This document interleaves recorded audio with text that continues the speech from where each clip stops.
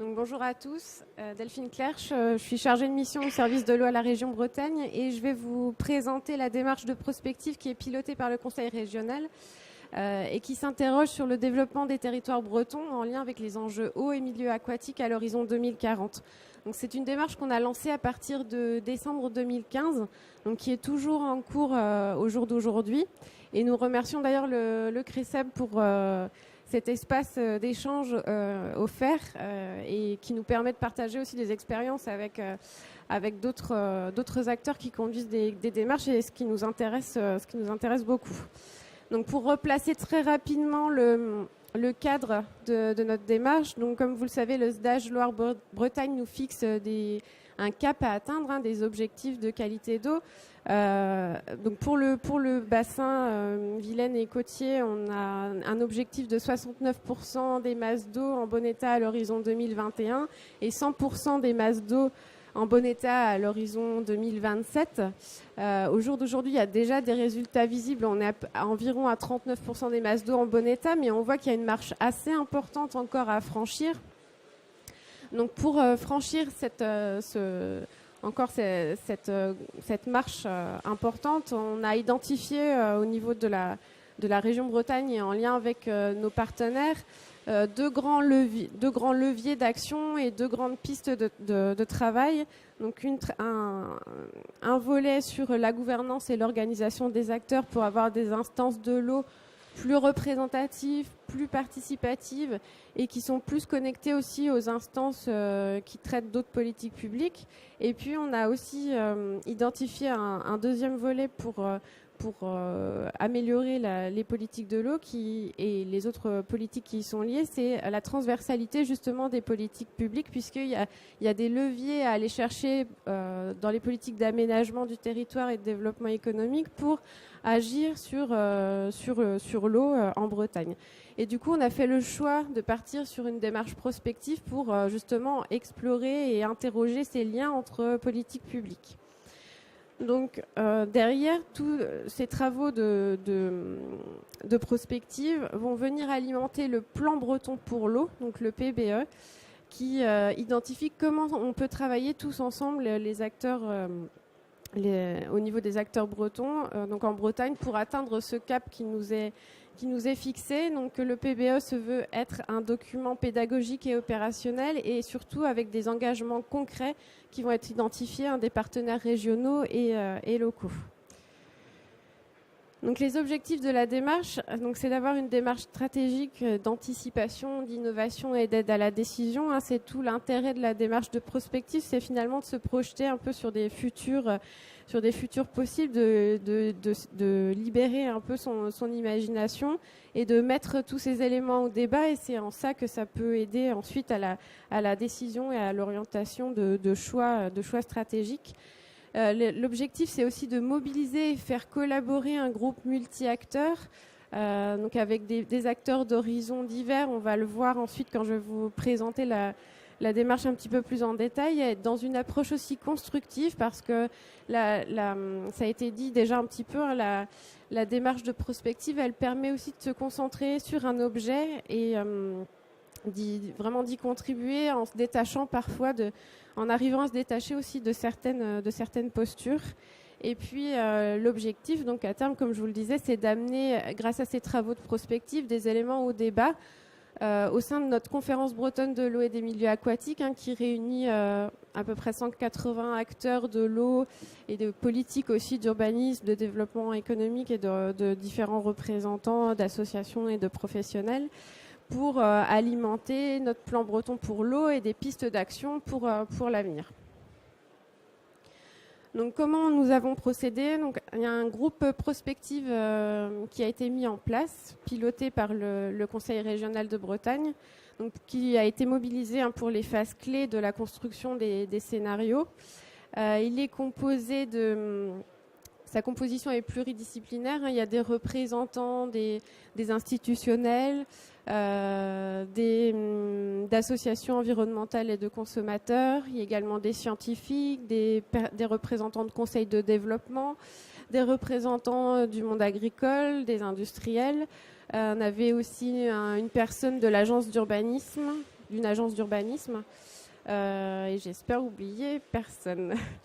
Donc voilà, ça c'était le groupe prospective donc externe, finalement, avec des membres externes à la région qui étaient mobilisés sur la construction des scénarios et qui l'est d'ailleurs encore. Et ce groupe prospective était appuyé par un groupe projet plutôt interne à la région Bretagne et aussi de ses partenaires, notamment au niveau des équipes de l'État.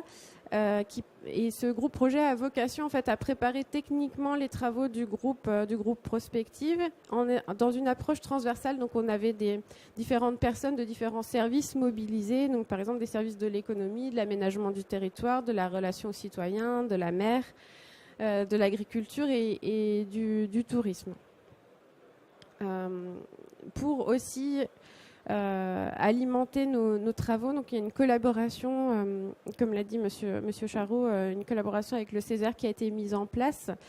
Donc sur l'identification des enjeux de l'eau à l'horizon 2040, donc où il y a eu tout un travail d'état des lieux, de faits, un travail aussi d'identification d'hypothèses sur différentes variables qui sont venues aussi un peu alimenter nos hypothèses que l'on travaillait au sein du groupe prospective, et puis des grands enjeux de l'eau aussi à l'horizon 2040 qui nous ont été proposés. Et puis donc on s'est aussi appuyé sur un bureau d'études, donc en assistance à maîtrise d'ouvrage, qui était surtout mobilisé donc sur la méthode et sur l'animation de la démarche. Donc les grandes étapes de la démarche. Donc en premier point, il y a une bibliographie, un état des lieux de l'existant qui a été fait en interne au service de l'eau. Donc là, on a surtout cherché à collecter des articles d'actualité ou des articles qui avaient pu être rédigés, mais surtout qui étaient pédagogiques et qu'on a portés à connaissance du groupe prospectif pour partager l'état des lieux.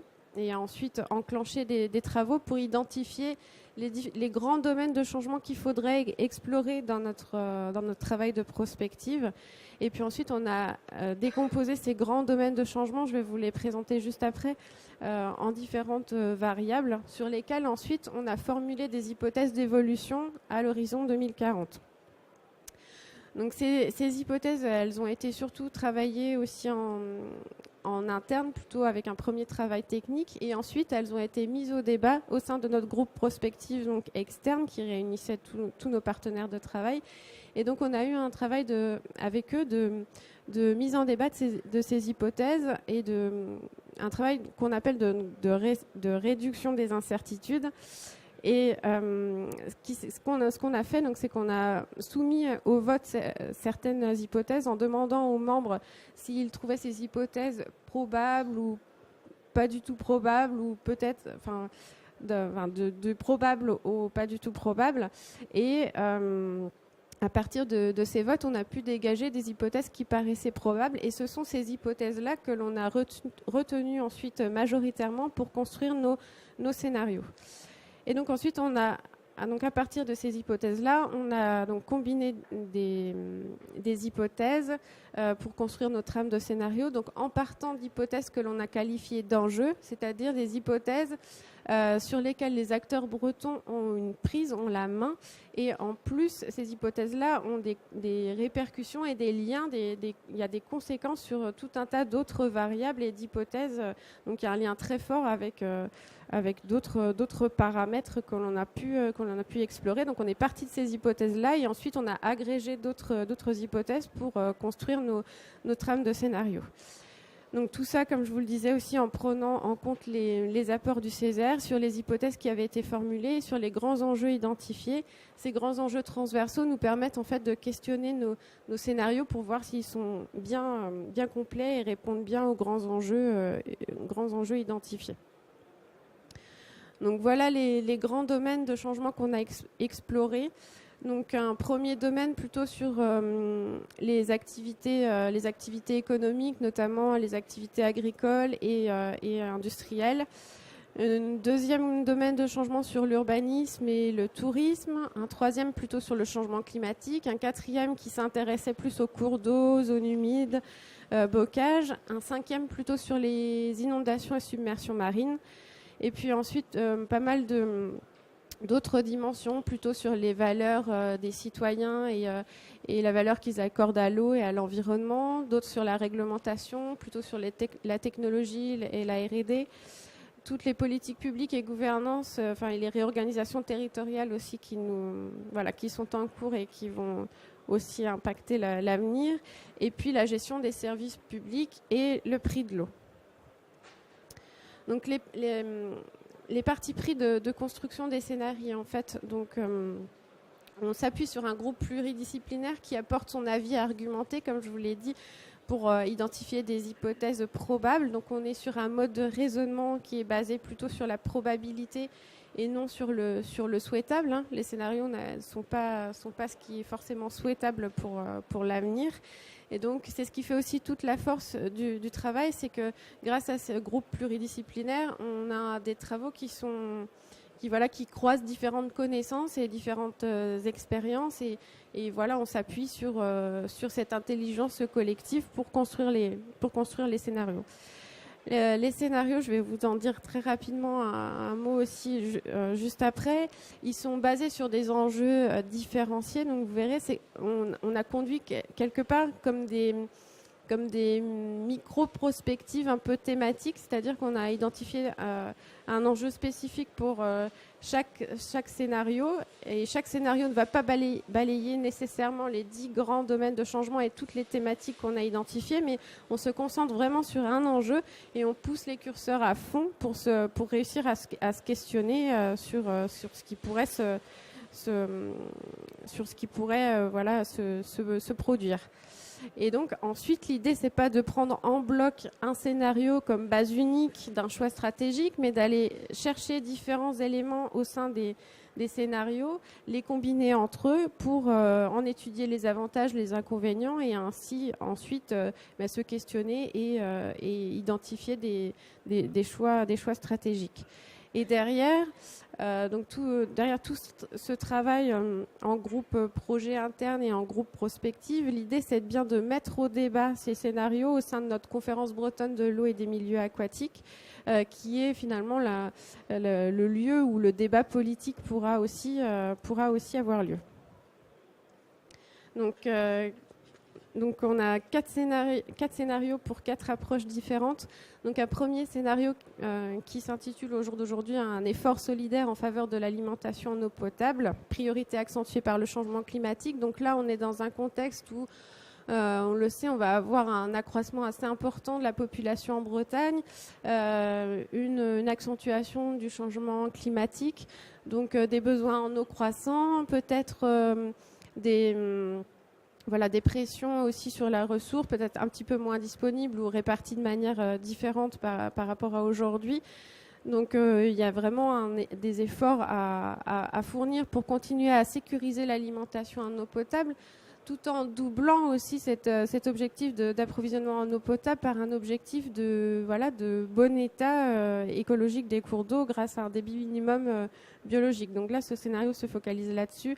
Un deuxième scénario qui part du principe que finalement, même dans un contexte de changement climatique, la Bretagne va rester avec un contexte pédoclimatique favorable pour l'agriculture, avec des systèmes de production sur l'herbe et aussi basés sur les cultures protéiques. Donc l'agriculture va rester bien présente et compétitive.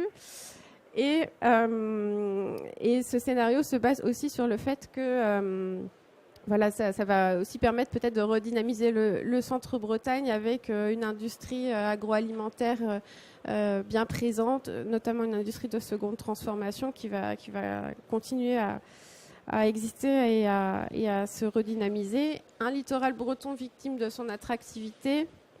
Là, on m'a dit d'arrêter, donc je vais pas développer. Et puis un quatrième scénario qui fait la part belle à l'eau dans l'aménagement du territoire, dans les principes d'aménagement Et aussi dans les opérations d'aménagement, ça c'est peut-être aujourd'hui un scénario qu'on a le plus à retravailler par rapport aux autres scénarios. C'est un scénario très optimiste et voilà, sur lequel peut-être on a été un peu loin et on flirte peut-être plutôt avec le souhaitable qu'avec le probable. Donc on va peut-être le retravailler. Et juste pour finir, donc on va finaliser les scénarios d'ici la mi-mars avec le groupe Prospective. On attend aussi une seconde contribution du Césaire sur la pertinence des scénarios et l'impact aussi de ces scénarios sur le développement des territoires bretons et sur l'eau. Et derrière, on va enclencher toute une phase d'appropriation et de mise en débat de ces scénarios avec les commissions locales de l'eau et de manière beaucoup plus élargie aussi avec les acteurs de la conférence bretonne de l'eau et des milieux aquatiques pour les traduire ensuite en pistes d'action pour notre plan breton.